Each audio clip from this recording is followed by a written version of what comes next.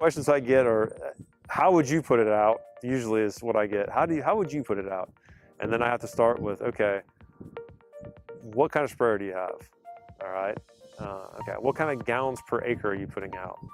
And okay, what speed are you moving at? You know, how many chill units have you had this year?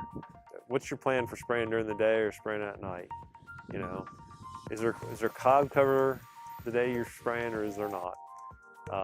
What's the temperature like? Well, I get a lot of those. What temperatures can I spray in? You know, we typically don't want to spray the product when it's really hot, because in Florida it can be above 85 degrees during the day when we're spraying the product. And so you really don't want it to be above 80. So, you know, typically we try to stay away from that. It can be really cold, and typically we don't want to spray the product below 60 degrees. So we try to stay away from that. And you talk to growers about the things they can control. They can control when they spray. They can control their sprayer, their tractor, their nozzles, you know, the type of coverage they're getting with their sprayers, the time of day or night that they spray. They can control all that. So, you know, that's the thing as a grower. You know, I give them advice as to what I think I would do, or what I'm doing usually in my field. And I like to spray during the day. I like to use really good, large amounts of water per acre for really good coverage. I like to avoid cloudy days if possible, because clouds moving over the sun affects the drying time and affects the reaction you'll get in your field. I don't like nighttime spraying because the dew falls. If it's a light dew, it keeps the material on there too long and it'll burn the plants.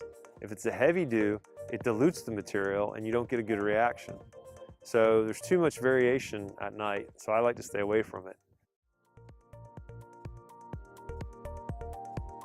Anything you see that's kind of swollen and round is a flower bud. That's gonna be a flower, okay? And all these little flat black dots are vegetative buds. You know, it's the vegetative buds where you want the material to land to help produce that flush. So you want to make sure that you get coverage down the stem. You got to have enough water volume that you got water droplets running down the stem and pulling up a little bit of a droplet on that stem. If you run through here and you don't see a drop or two of water coming off the plant, I don't think your coverage is good enough. That's how I feel about it. Now, most people say that drop or two is wasted. Well, yeah, but you know, you can't get to the point where you're going to be at coverage with no drops.